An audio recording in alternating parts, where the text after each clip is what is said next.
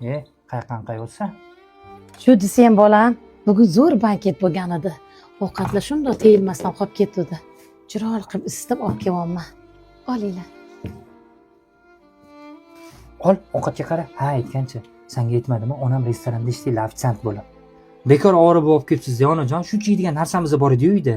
O'g'risi bor ekanmi bolam? Sizlar olib o'tiringlar, hozir choy olib kelaman.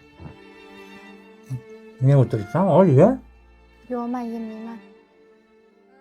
Siz shunaqa uyda yashirmidingiz? Men saqizda bunaqa hayotga bormagandim. Nima deganing bu? Tushunmadim sen. Uzr, menga telefon bo'lib qoldi.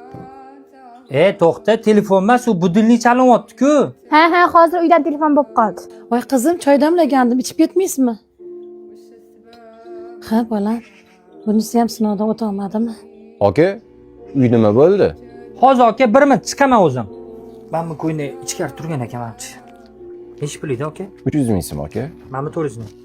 Rahmat aka. Ketdikmi bolam? Ketdi ona.